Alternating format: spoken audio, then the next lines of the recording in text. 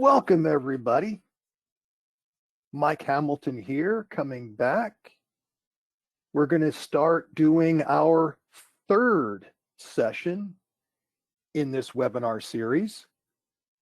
And if you're just joining in, we're in the midst of a series creating a modern documentation portal that will wow your customers and improve customer experiences.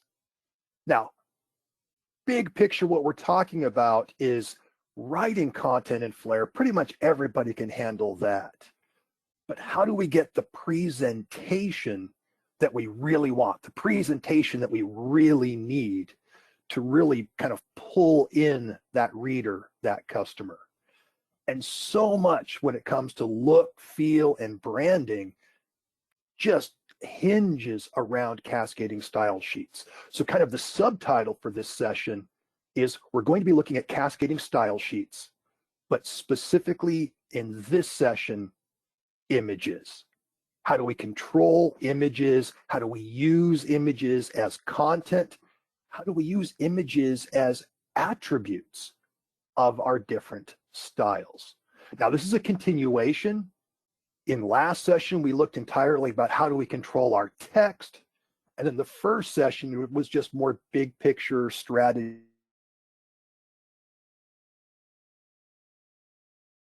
We are moving on to specifically handling the media files, the images and the graphics. And it might surprise people that this really falls into two different categories. But I am getting ahead of myself. So let me go ahead and bring up an agenda first of exactly what we are going to cover. Oh, and I forgot housekeeping. Before we even get to the agenda, for those who might be joining GoToWebinar or one of our webinars for the first time, before anybody asks, yes, this webinar is being recorded. Anybody who has signed up, whether they attend live or not, will be receiving a link to the webinar, and there is a live Q&A panel. So even though your phones are on mute, your speakers, your microphones are on mute, to protect your privacy, nobody can hear what's happening in your home or office, I can see that Q&A panel. Oh, and I do see one person having an audio issue. Let me write them a quick response. My apologies for the delay.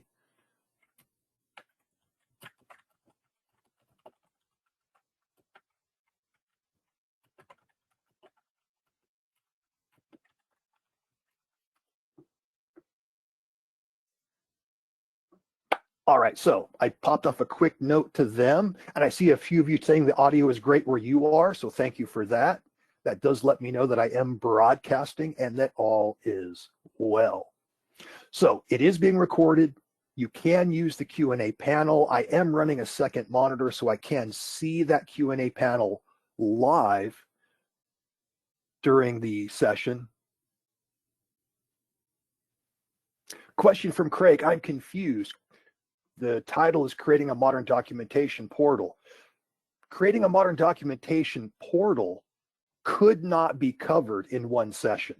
So we're actually on session 3 of a multi-part webinar series. And the part we're focusing on today is specifically how do we get our graphics and our images to behave the way that we need them to behave. Now, if everything goes well during this session, I'm even going to be doing a bit more than what I'm about to show in the agenda. But officially what I plan to cover, a very short CSS review, because again, CSS is relatively new to a lot of people.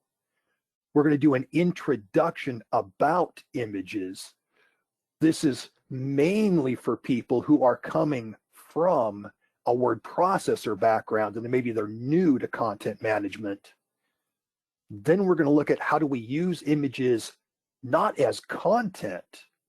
We literally don't put them in our topics, but how do we use them as background properties?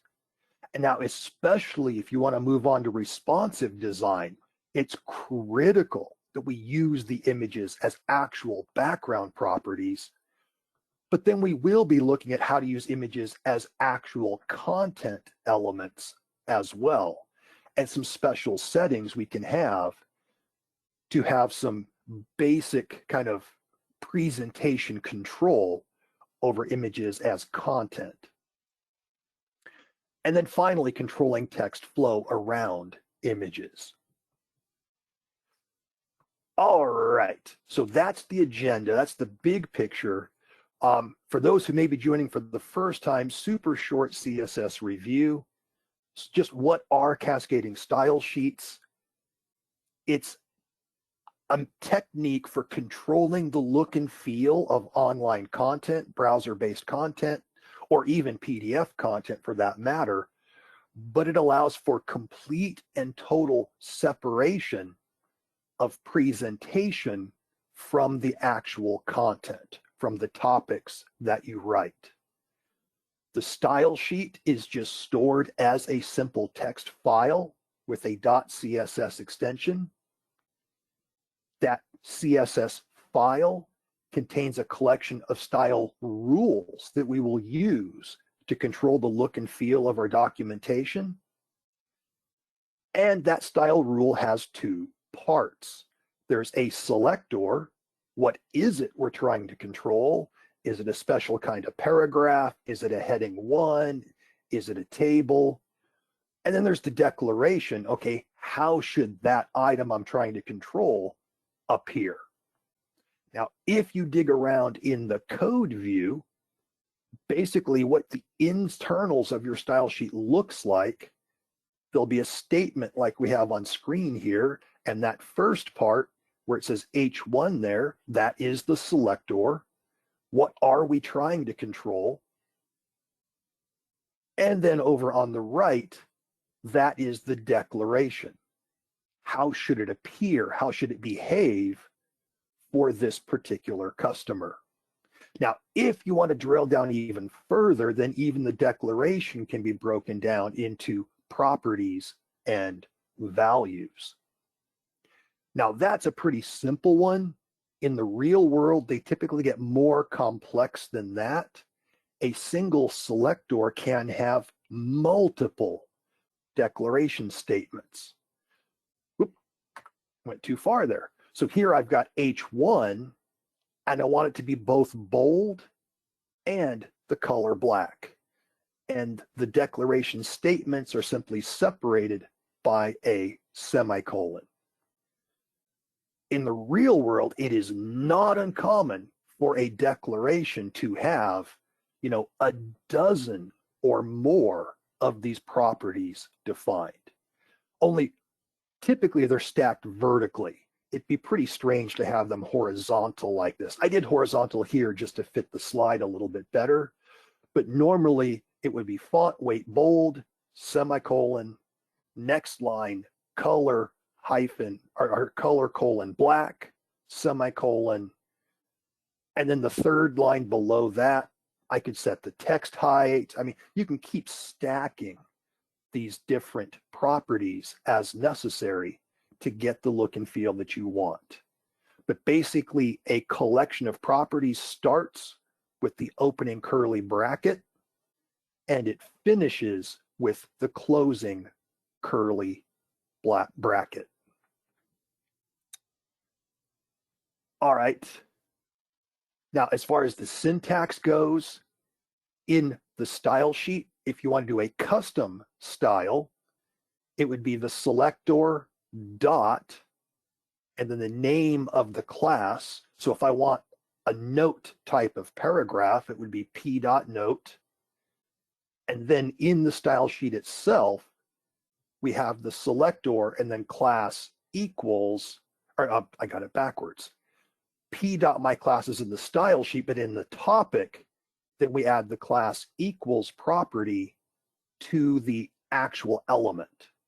So here in the style sheet, my selector is P, so it's a paragraph type style, named my class. Then in the topic, for that style to kick in, we go into a paragraph and we declare it to have a class of my class.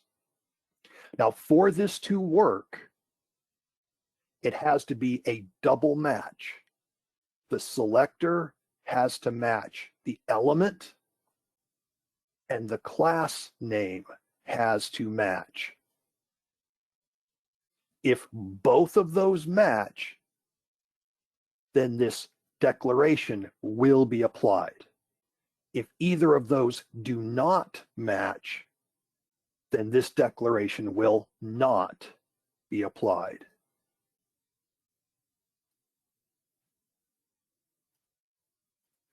All right, so that's it for the overview. If you need deeper than that, you can go back and view the previous webinars. But we have a lot to cover in the time that we have. So, big picture. Unlike in word processors, you cannot,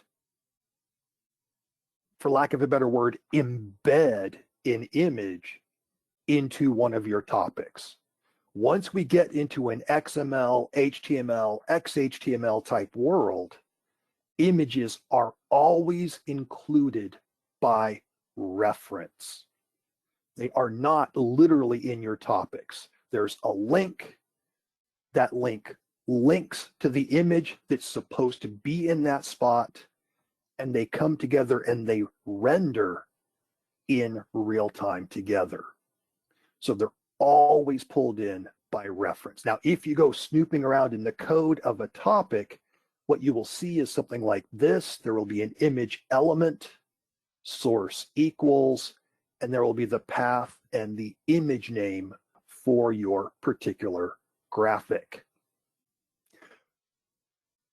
But that's why it's very different than the old days, but it's a huge benefit. I mean, in the old word processing days, if you weren't including graphics by reference, it could really kind of bloat up the size of your document. If you had to put the company logo in 100 places, well, that's 100 instances of that graphic. Whereas in a tool like MadCap Flare, we could have that company logo in our image library one time, include it by reference in 100 topics, and we haven't increased our storage space on the hard drive at all. So that makes life a little bit easier, and we could even render that company logo in different sizes, in different places, by simply applying different styles, different image classes to wherever we use it. So key takeaway, images are always included by reference, not embedded. Now, again, super simple. I know some of you are hardcore purists. I'm grossly oversimplifying here. This is not 100% correct syntax. This has been massively simplified for the newbies and the beginners. But on the left, I am simulating a portion of my style sheet. And then on the right, I'm simulating a very overly simplified version of the code for a topic. Now, in my topic right now, if we focus on the body area, I have a heading 1 and 2 paragraphs. And then over in my style sheet simulation on the left, we have body, setting up our big picture styling.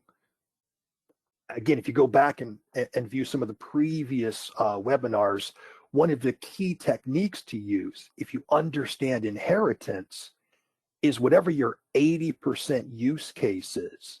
If you want your paragraph text to match your list item text, to match the text in your table cells, well, your best bet is to set those attributes one time on the body element. So that's what we've done here on body. We have a text color, a background color, a font size, and a font family. That will inherit everywhere. We've set up our heading 1 to use a different color with a specific size.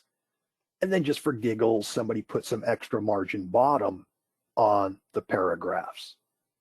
So with this pseudo style sheet and this pseudo topic, if we render it in the web browser, we get something that looks about like this. Royal blue heading 1, paragraphs, everything in Verdana and sized appropriately. But typically, as I mentioned, if we add an image, we typically add it by reference. Now, an image could be added either on the right side in the topic itself or on the left side in the style sheet. A lot of it depends on what you're trying to achieve. Now, if I go to the right side and between the heading 1 and the paragraph, and again, I'm oversimplifying here, but I have an image element calling a specific JPEG. And just by adding that one extra line, well, now if we render this in the web browser, well, now between my heading 1 and my paragraph, we have now loaded that graphic, that image. So that is an example of using an image as actual content in the topic itself. But what if I did it over here on the left side? Could I do it in the style sheet? You absolutely could. And this is what's known as using an image as a background property.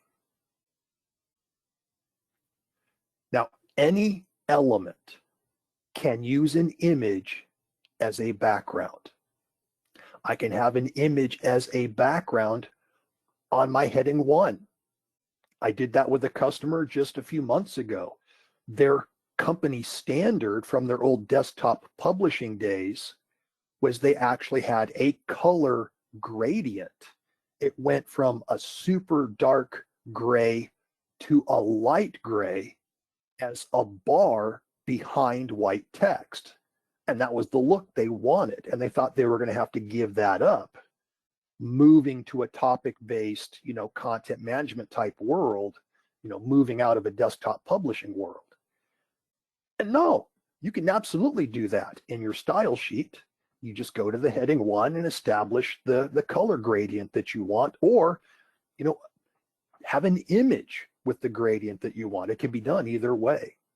So any element, you can have background images on table rows, table columns, the overall table itself if you want. Any element that you can add to a topic can use an image as a background property. Now, for small elements, this can focus attention. I do this a lot with our customers that are documenting repair manuals, procedural installation manuals for physical parts. And they want to do, danger, do not touch live electrical circuits. And they want some kind of scary, electrical symbol in the front of that danger statement. Yeah, by all means, we can drop a little electrical icon in the front of that statement. But you could also use a background property. Remember that main selector, that main element that everybody hears from his body. Well, if we put a background image on body, that could act like a watermark for the entire page that you can view in the browser or in the PDF if you want. So any element can have a background image as a property. Now, again, I know some of you aren't super comfortable with code, so my apologies in advance. I have simplified it as much as I can, but understanding the mechanics of what's happening kind of behind the scenes is critical. So once again, this is that same sample topic and that same sample style sheet or pseudo style sheet that I showed earlier. And again, if we render that, it's just some royal blue heading and a couple of paragraphs. But this is going to be our little laboratory where we start doing some changes, but this time on the left side, we'll start adding some style properties, and then we'll see how that impacts the topic on the right. So the first thing we're going to do is I'm going to go into the heading 1 selector, H1, and then we're going to add the property background image colon, and then link to this JPEG image. Just by adding that one extra property in our style sheet, well now, and notice the topic has not changed, but we render that in our web browser. Well, it turns out image 2, it's an image of some fluffy clouds on a blue sky background. And so now I literally have fluffy clouds behind my heading 1 text. And because I didn't use a class, that would literally happen to every H1 in every topic that was using the same style sheet. So that is one example of using a background image. But what if we remove it from the heading 1, and this time we go up to body?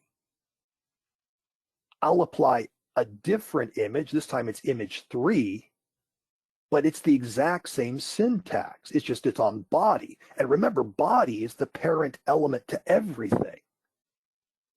So now if we render our topic, well, now I can have like a watermark effect. That image3.jpg, that's just a grayscale MadCap logo. And so now it's literally rendering behind the entire page. So same technique, but different effect.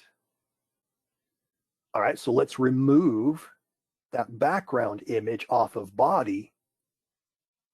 And we're going to do a bit of a deeper dive, because honestly, I'm cheating a little bit. The only reason that watermark effect worked is because I used a very specific sized graphic.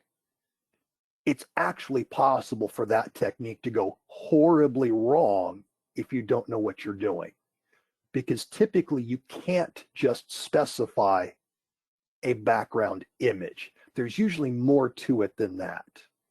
And that's where we're going to go next. Image control.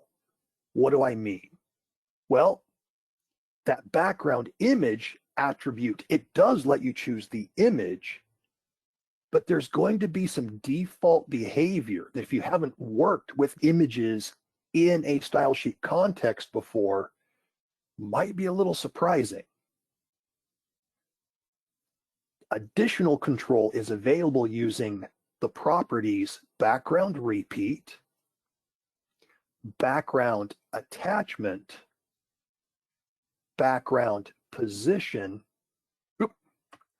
and those are pretty much, well, attachment isn't always necessary, but typically if you use the background image property, you almost always have to specify background repeat and background position as well. Otherwise, you can have some strange side effects. Now, what am I talking about? Well, background repeat, the default behavior is repeat. Now, what the heck does that mean? Well, I apologize. I don't mean to give anybody a seizure or anything, but I'm going to back up about 6 slides very quickly. If you remember, when I put background image on that H1, but I didn't specify any other properties, well, if you look at that heading 1 in the topic, I know it's kind of hard to see, but if you look real close, I'm going to draw on screen for a moment. That image actually stops right about here and then repeats again. So the very beginning of this image on the left is the very beginning of this image on the right. And that is the default behavior. If you just choose, hey, background image, use this one, it's going to continue doing what's called tiling until it runs out of space. Now, sometimes that's what you want, but oftentimes it is not what you want at all. So that is one thing to be very careful of. But that's why quite often we need to set that attribute of background repeat. Now, the default behavior, if you don't set it, is repeat. But you can also set no repeat. That will only show the image once. Repeat X, it will repeat, but only horizontally. Or repeat Y, and then it will only repeat vertically. Now, everybody usually gets repeat and no repeat, but what's this X and Y stuff? Rarely used, to be honest, but every now and then it can be used to great effect. I watch somebody, and again, this wouldn't fit everybody's publishing needs, but we had a customer and they were trying to do some publishing in a very kind of informal way. And they wanted their topic to render like it was a page in a notebook. So they had an image, but it was a little tiny little GIF image. It was like one spiral of a spiral binding in a spiral bound notebook. But they set that one little piece of spiral to repeat Y. And the way it repeated vertically, it combined to make a spiral binding, but it would automatically shrink or grow to the height of their topic. So in a very short topic, they had a very short spring, and a very long topic, they had a very long. There are times where these repeats can be really used to great effect. We are going to do a live example here in a bit. But typically, you would set background repeat to no repeat in most cases. All right, so now here is another example. I brought up our sample kind of laboratory page again, but this time on body, I have set background repeat to repeat, but I've used a much smaller image. And now when I render the page, it's a much smaller MadCap logo, and it tiles horizontally and it tiles vertically. It's almost like wallpaper. It will just keep repeating itself until it literally runs out of space. Now, this is not something you would typically need to set. Again, repeat is the default behavior if you don't specifically set it.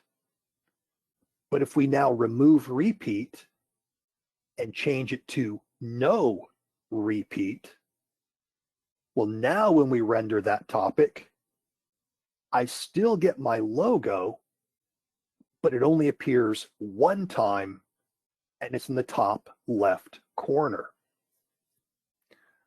Well, what if I want it one time, but I don't want it in the top left corner? Well, we're going to get to that in about 2 slides.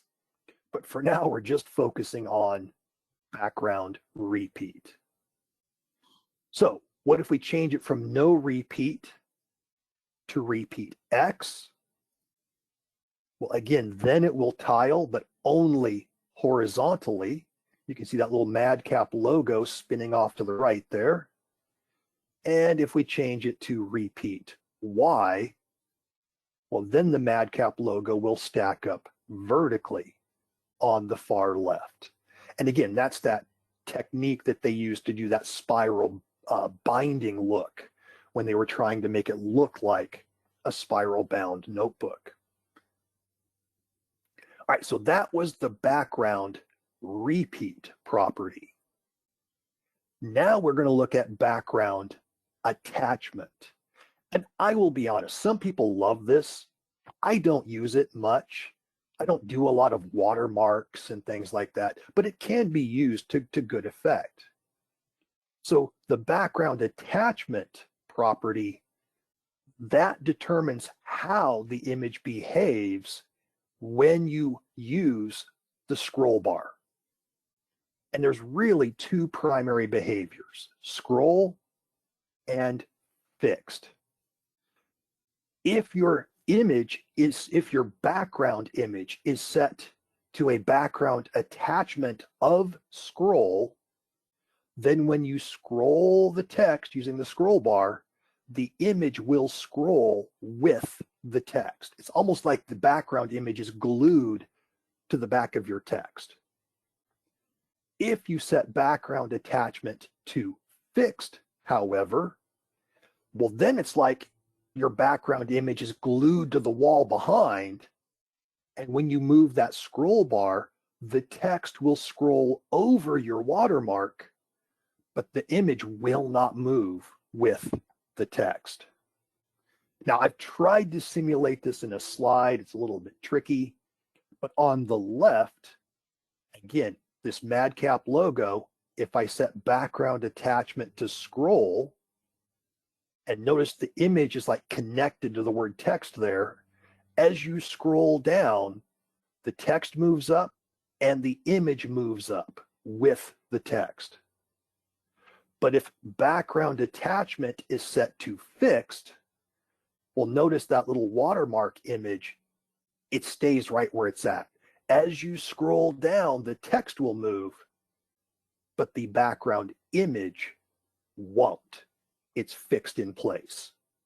So again, background attachment fixed.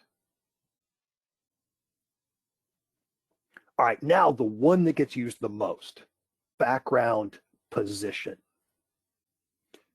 The background position property, that is how you can move the image anywhere inside that topic that you want. It doesn't have to be stuck in that top left corner. The format is you define an X position and a Y position, where X is the distance from the left side of the page. All right, now, here's where I'm going to confuse people if you haven't done that before. It is not the distance from the left side of the page to the image. It's the left side of the page to the image anchor. That's important, and I'll explain more in a minute. And then also, if we talk about the Y value, again, that's not the distance from the top of the page to the image. It's the distance from the top of the page, again, to the image anchor.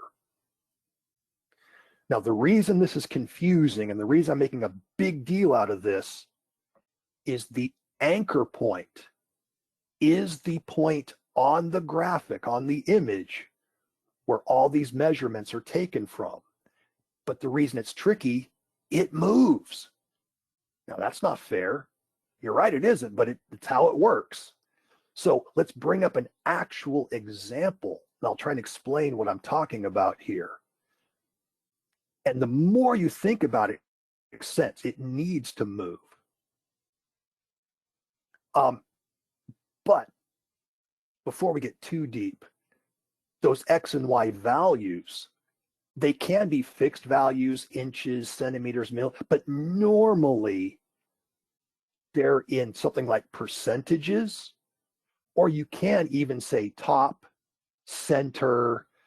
There are some kind of alignment choices you can use as well.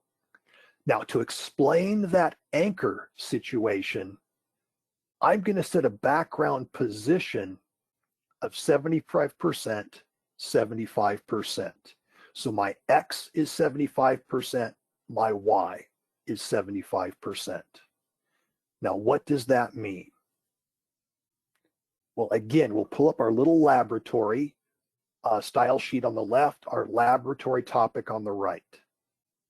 On body, I've set a background position of 75, 75. We have a repeat of no repeat, so the image will only show up once.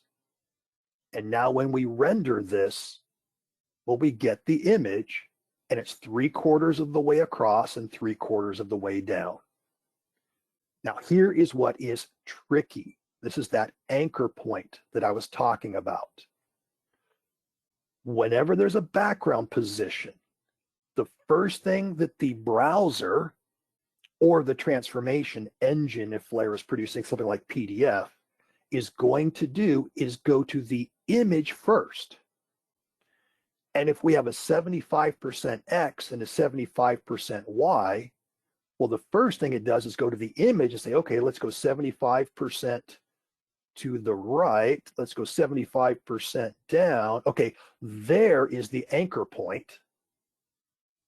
Then it's going to go to the page itself, and we'll go 75% down and 75% down from the top to that anchor point. And a lot of people say, well, that's crazy. Why don't you just always measure from the top left corner? Wouldn't that be easier? You would think so. But what happens if I want that image in the bottom right corner? If I set my values to 100%, 100%, but I'm measuring to that top, guess what? My graphic would be down here. It would literally be off the page. So that's why we can't reference that top left corner. If I want that image to be down here in the corner, well, 100%, 100% would mean this bottom corner, and it would mean put it in the bottom corner of the page. So that's why it's important to understand that anchor behavior. The anchor point is going to change as the positioning on the page changes as well. All right, I feel like I'm kind of beating a horse at this point. Hopefully that was enough background that everybody had that kind of aha moment, because that's probably one of the more difficult things to grab when you're starting to do images as background properties. All right, so I've been doing a lot of hand waving and talking a lot of theory, but let's put it all together. So in a topic, I typed the paragraph, caution, exclamation, colon, don't do something. And we get a note back from QA that says, that's wonderful, but marketing really wants some kind of, danger symbol in front of that statement. They want it to, graphically, they want it to jump off the page. Ooh, I just went to a webinar about this very subject. I can do that. So let's get cracking. Now, the reason I wanted to do a real kind of put it all together theory to practice is because when you first try this, it's going to look and feel like you broke everything. That's normal. So the first thing we're going to do, we're going to go into our style sheet on our p.caution style, and we're going to set background image to use a little triangle icon named caution.png. We're proud of ourselves. We pat ourselves on the back. We click save, and then we go and we look at the topic, and that is what our caution statement looks like. Oh, rats. We forgot. We didn't set background repeat, so that little triangle just kept repeating all the way across. Don't get distraught though. That's normal. That you're making progress. Did you get the image that you wanted? Absolutely. Then hey, that's a step in the right direction. Writing your own styles is a very iterative process. I mean, it's kind of a crass saying, but everybody loves sausage, but nobody wants to see how the sausage is made. Well, writing styles is a lot like making sausage. It's not a pretty process all the time.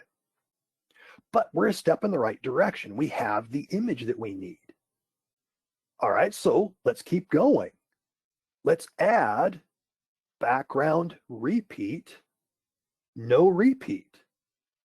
Okay, now we save in our style sheet editor and we go back to the topic. It's better, I mean, it's still problematic, but it's better.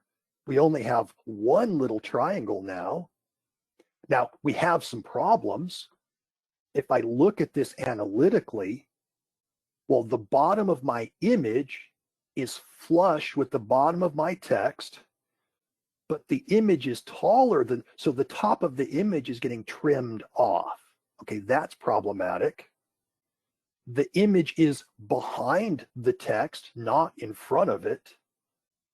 That's problematic. We still have a few things to sort out here, but we're getting closer. All right, so what next? Let's go ahead and try background position. Now remember, this is based on X and Y. X is horizontal, Y is vertical. Now I've chosen to use percentages. 0%, that just means I want my little image hard left. But the Y, I set to 50%. That means I want it centered vertically. Now I could have just typed in the text center, and that would have worked as well. But now that we have background position, well, that's a little better, but now we have a different problem. It was just the top was getting chopped off. Now the bottom is getting chopped off as well. Yikes. Well, this is not something we've covered so far, and I am cheating a little bit. But another style sheet property that you can set is line height. Now, by default, line height is controlled by your text size. If you set your text to be 12 point, then your line height is 12 point. If you set your text to be 8 point, then your line height is 8 point. But I happen to know that that little triangle image is exactly 40 pixels tall. So if I override the font size, if I manually set line height to 40 pixels, ooh, yeah, now my little graphic isn't getting chopped off anymore. Another step in the right direction. We really only need to do one more thing here. And for this one, you have to think back to the last webinar. If you remember the last webinar, I introduced the concept of the box model. Now, for a bit of review, if you didn't see that webinar, every element on screen has an invisible box around it. And we'll pretend we can see the invisible box in blue here. From the edge of the page to the invisible box, that is margin. From the invisible box to our text, that is padding. Now, one thing that's really neat about using images as background properties, the image is not affected by padding, but the text is. The image is positioned by the background position property. But let me erase my little scribbles now. What if I add 60 pixels of additional padding? Well, that's going to be the hot ticket. We add one more line, padding left, 60 px. And now if I draw that little sneaky invisible box again,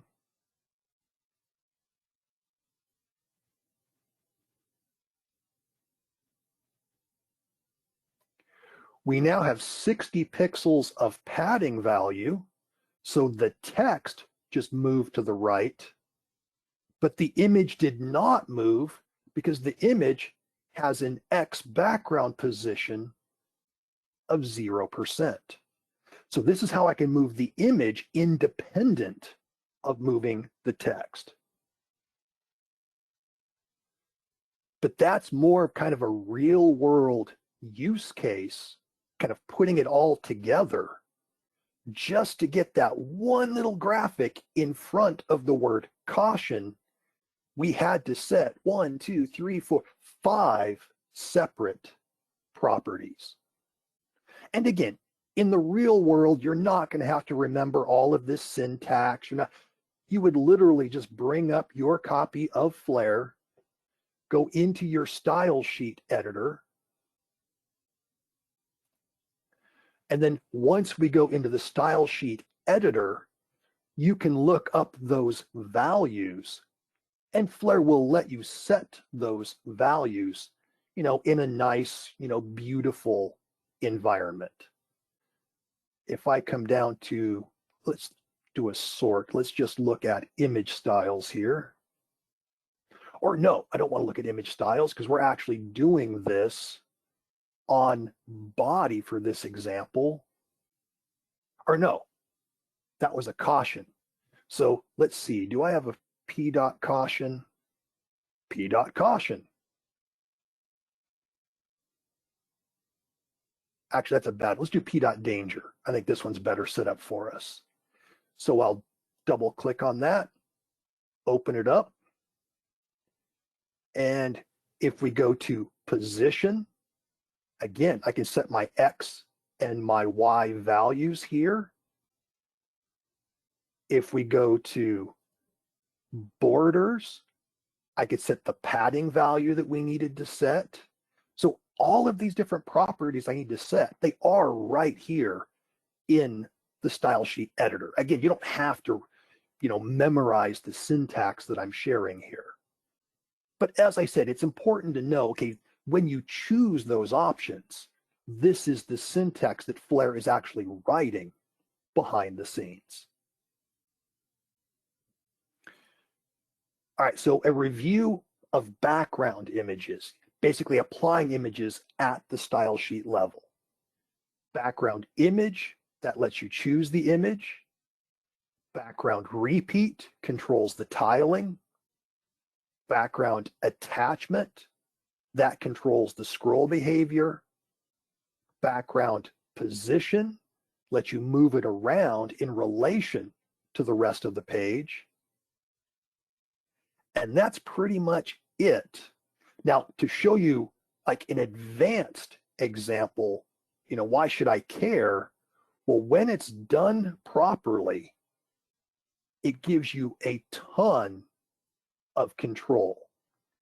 This is the CSS Zen Garden. I introduced this back in part 1 of this series, but right now there is not a single image in this topic. All of the images are being pulled in from the style sheet. So by simply changing the style sheet, I can completely change the rendering of the entire topic. Again, all of these images, even these colors, are being pulled in as backgrounds. If we go to a robot named Jimmy, right, you'll notice my buddy Jimmy there. He's actually a background image, but his attachment is set to fixed. So watch what happens when we scroll. Jimmy doesn't move. Again, it's the same thing we've been talking about. But this shows how far these techniques can be pushed.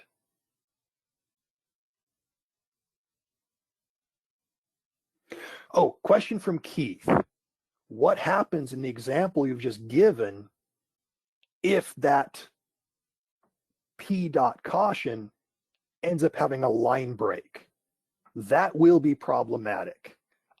As I kind of warned earlier, I'm oversimplifying things here. Using line height in this case was expedient for my demonstration, but I would not use that technique if this caution statement would break onto multiple lines. In that case, I would probably take that little triangle image, take it into, MadCap Capture, reduce its size to exactly fit the height of the text, and then I wouldn't have any line wrap issues. Or, and this was more detailed than I wanted to get into for this session, but I could put the triangle image at its current size as a div background image property, and then I could wrap that div around my caution paragraph, and it would still render the same way, but now the image would have no impact on the line height of the caution statement itself. So yes, there are more elegant ways to achieve this. They're a little more complicated though, and I was trying to keep this pretty simple.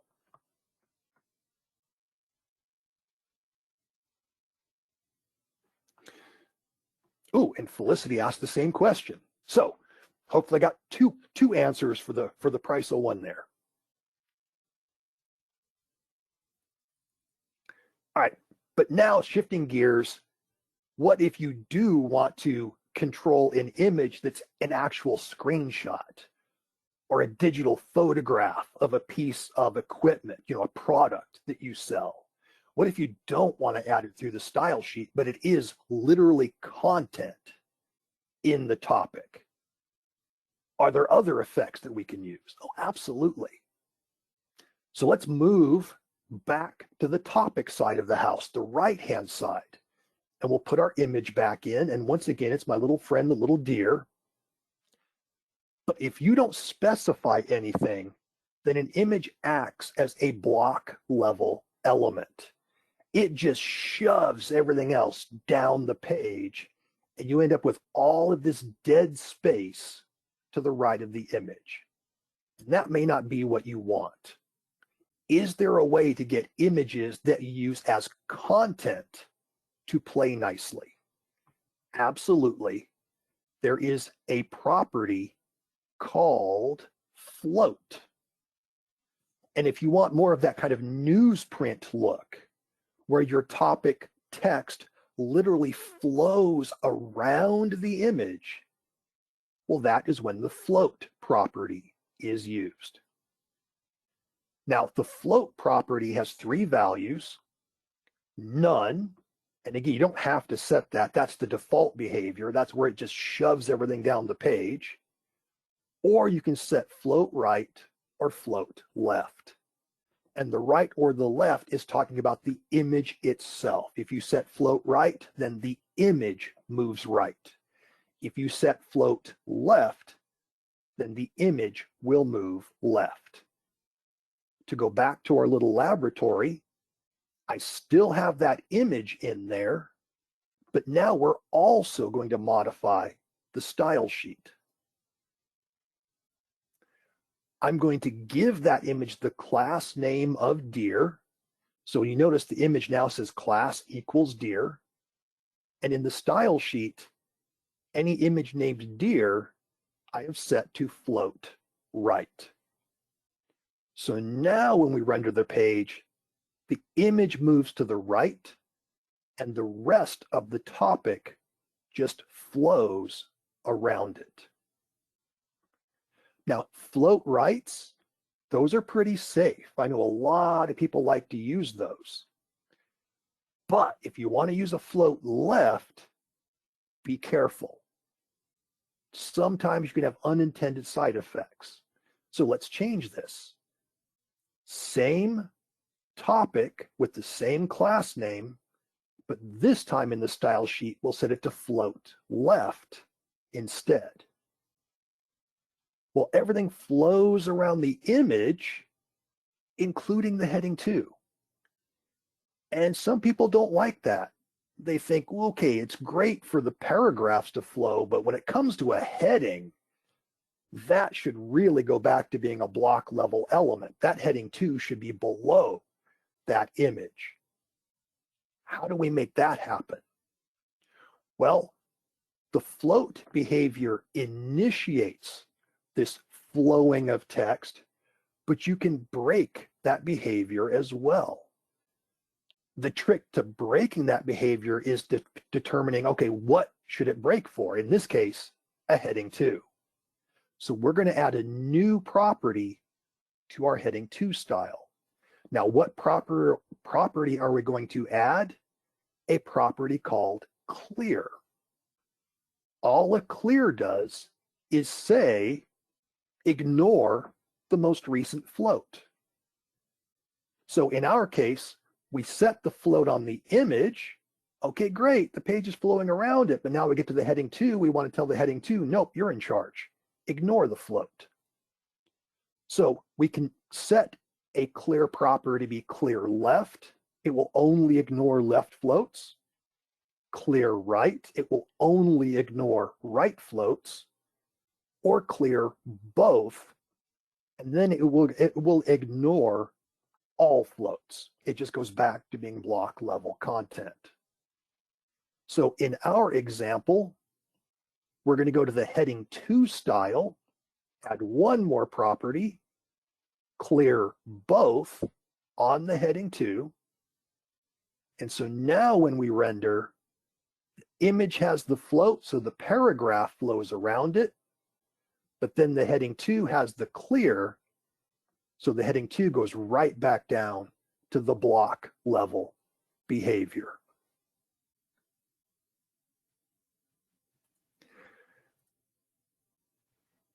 All right, so using images as content, again, images are always added by reference.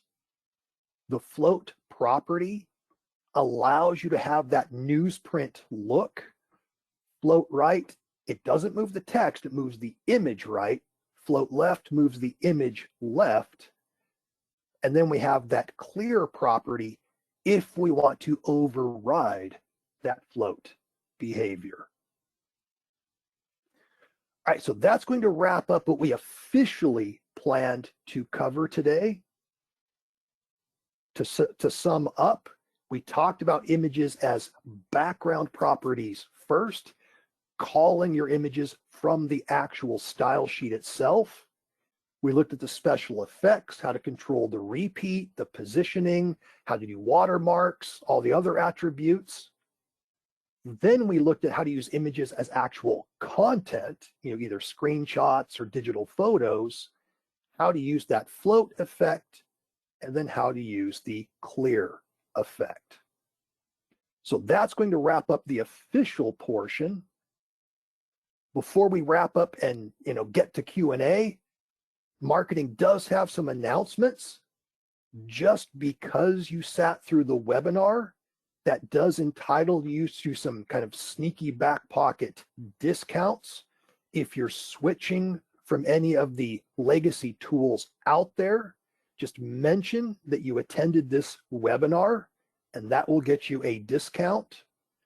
And if content like this is interesting, then a big plug for Mad World.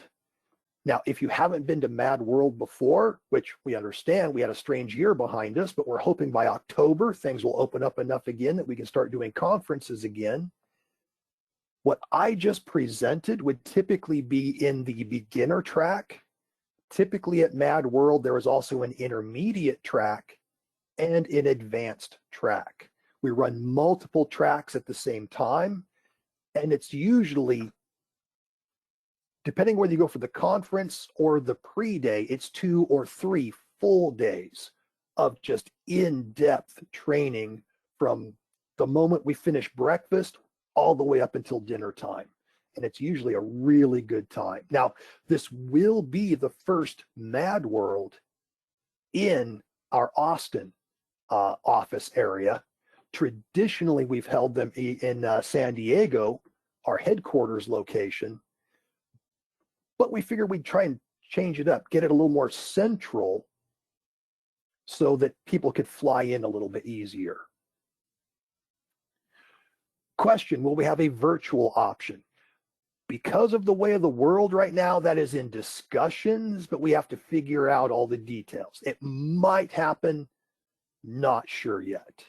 But a lot of times, the top 10 presentations at Mad World end up being redone as webinars later that next year. Of course, the downside is there's a delay in when you get to see them then, but quite often, whoever does those presentations gets invited back to kind of repackage those as a webinar later on. All right, so that puts us right at the hour. I believe I've touched on all the questions that came into the Q&A window but one.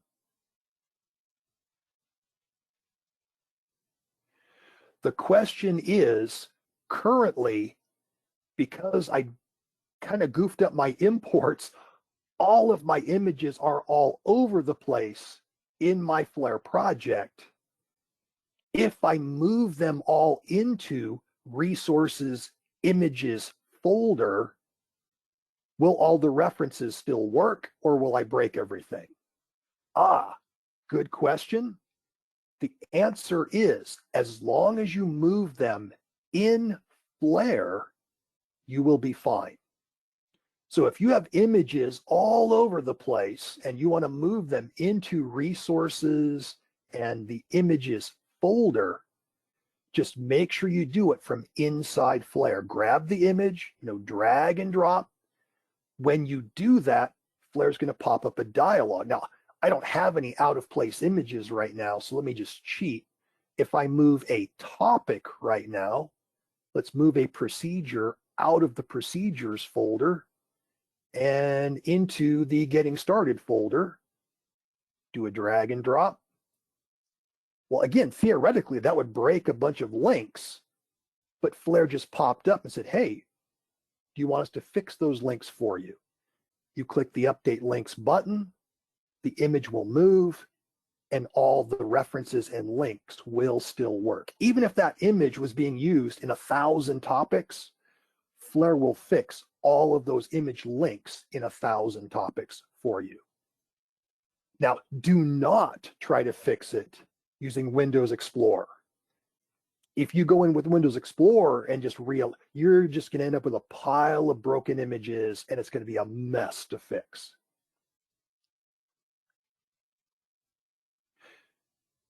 Is there a limit to how many images you can have in a single project? There is not. It will scale to whatever size that you need. The only challenge is just from an author efficiency point of view. I do try to keep my image library to just actively used images. The image library has a bad habit of collecting little dust bunnies, if you're not careful, but Flare can help with that. If you go to the Analysis tab, go to More Reports, and there is an Unused Items report. Run the Unused Items report, and then there's a filter up top. I want to see unused images. And as you can see here, I've got a bunch in this project. But an image that is in this report can safely be archived out of your project. This is a list. These images are not being used by any style sheet or any topic, and they're safe to archive away without hurting any of my topics. So there is a built-in report to help. If you do have a big library, it can be tough to figure out, okay, what's active, what's old, what can be archived. This will tell you.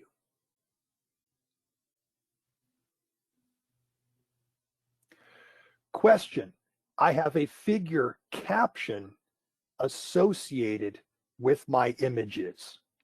Will Clear work with both?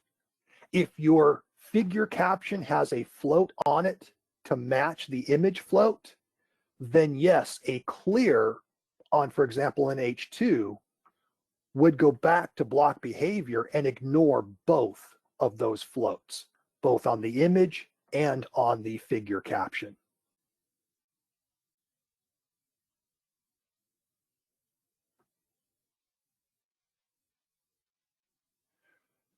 There was a question about a corrupted file in their Flare project. I'm not going to try and diagnose that one remote control over a webinar. I would highly recommend a phone call into tech support, because they could drill down deeper, find exactly what the problem is, and recommend the best fix. Question, why add a float if you just end up having to use a clear? There's plenty of reasons. I might have a heading 2, 6 paragraphs, and then another heading 2. And I want those 6 paragraphs to flow around the image newsprint style, but I don't want the next heading 2 to flow around the image. I want it to go back to block level. So I could set a float on the image, because maybe in this topic it's 6 paragraphs, but maybe in the next topic it's only 2 paragraphs. So that's why you can combine a float with a clear. It just gives you a bit more flexibility, where in one case, you probably don't need the clear. You have enough content that the next heading 2 is way down the page, but then in a different topic, maybe there's only 1 paragraph there.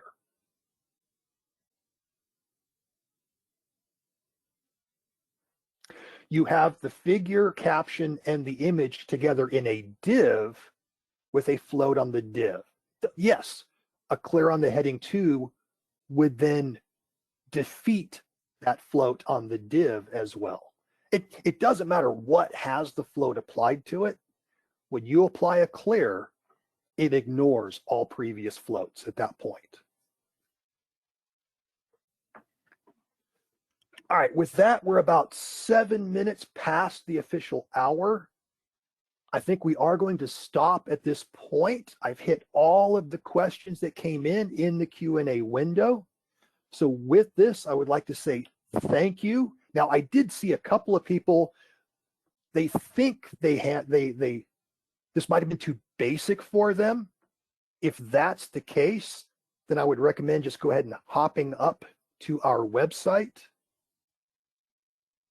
I have done several more advanced webinars in the past. If you want to find those, just click on the little search icon, the little magnifying glass. This is going to sound very gratuitous, but just search on my name, Mike Hamilton, CSS, and you'll get the results of all the different webinars that I've done. Some of them are targeted specifically at the more advanced users, more advanced CSS techniques. This was more of a primer, the multi-part series we're doing now. So I hope this was helpful. I hope it was beneficial. Here's where you can get deeper, more advanced techniques. But with that, thank you so much, everybody. Thank you for participating. Have a great rest of your day and an even better rest of your week. Cheers, everybody.